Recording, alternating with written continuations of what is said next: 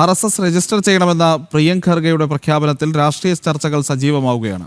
രാജ്യത്തെ എല്ലാ സംഘടനകളും രജിസ്റ്റർ ചെയ്യേണ്ടതുണ്ടോ എന്ന ചോദ്യമാണ് പ്രിയങ്ക് ഖർഗെയുടെ നടപടിയിലൂടെ ഉയരുന്നത്. ഇക്കാര്യത്തിൽ നിയമവൃത്തങ്ങളും ഭരണഘടനാ വിദഗ്ധരും എന്താണ് ചൂണ്ടിക്കാട്ടുന്നതെന്ന് പരിശോധിക്കാം.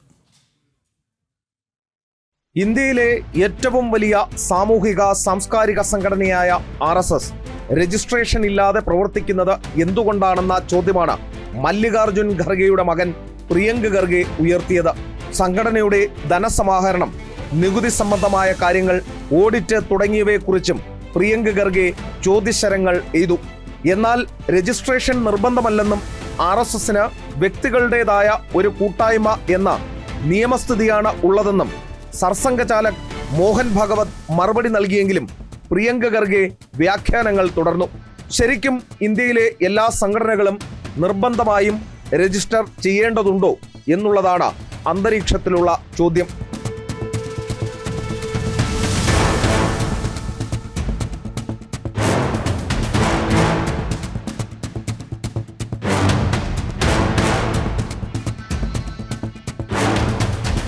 പ്രിയങ്ക് ഖർഗെയുടെ അധര വ്യായാമത്തിനപ്പുറം അങ്ങനെയൊരു നിയമം ഇന്ത്യയിലില്ല എന്നതാണ് വ്യക്തമായ ഉത്തരം.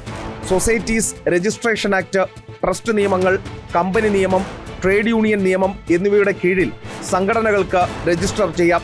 എന്നാൽ പ്രത്യേക അവകാശങ്ങളോ നിയമപരമായ സൗകര്യങ്ങളോ ആവശ്യമായില്ലെങ്കിൽ രജിസ്ട്രേഷൻ നിർബന്ധമല്ല. 1970-കളിൽ ബോംബെയിലും പാറ്റ്നയിലും RSSന് ലഭിച്ച ഗുരുദക്ഷിണ സംഭാവനകളെ നികുതി വിധേയമാക്കണമോ എന്ന വിഷയത്തിൽ തർക്കമുണ്ടായി. പിന്നീട് അപ്പീൽ ട്രിബ്യൂണലുകളും 1994-ൽ പാറ്റ്ന ഹൈക്കോടതിയും ഈ സംഭാവനകൾ നികുതിയിൽ നിന്നും ഒഴിവാക്കാം എന്ന് വിധിച്ചു. ആ വിധികളിൽ RSSനെ വ്യക്തികളുടെ കൂട്ടായ്മ എന്നാണ് വിശേഷിപ്പിച്ചത്.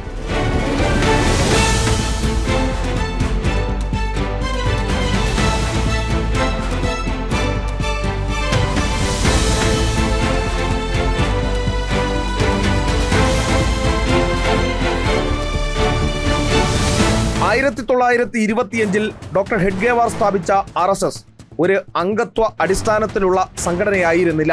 സ്വഭാവ രൂപീകരണവും സാമൂഹിക സേവനവുമായിരുന്നു പ്രധാന ലക്ഷ്യം. ഔപചാരിക അംഗത്വമോ ഫീസോ ഇല്ലായിരുന്നു. ഇന്നും ഔദ്യോഗിക അംഗത്വ പട്ടികയില്ല. ഒരാൾ സ്ഥിരമായി ശാഖാപ്രവർത്തനങ്ങളിൽ പങ്കെടുക്കുമ്പോഴാണ് സ്വയം സേവകനായി കണക്കാക്കുന്നത്. ഈ സ്വഭാവം കൊണ്ടാണ് സംഘടനയെ പരമ്പരാഗത സ്ഥാപനങ്ങളുടെ മാനദണ്ഡത്തിൽ വിലയിരുത്താത്തതും. അതേസമയം RSS സ്വയം രജിസ്റ്റർ ചെയ്തിട്ടില്ലെങ്കിലും അതിൻ്റെ ഭൂരിഭാഗം അനുബന്ധ സംഘടനകളും രജിസ്റ്റർ ചെയ്തവയാണ്. അവ നികുതി അടയ്ക്കുകയും ഓഡിറ്റിന് വിധേയമാവുകയും വാർഷിക റിപ്പോർട്ടുകൾ പ്രസിദ്ധീകരിക്കുകയും ചെയ്യുന്നു. ധനസമാഹരണം, സ്വത്ത് ഉടമസ്ഥാവകാശം, അടിസ്ഥാന സൗകര്യങ്ങൾ എന്നിവയ്ക്കായി പ്രത്യേക ട്രസ്റ്റുകൾ വേറെ രൂപീകരിച്ചിട്ടുമുണ്ട്.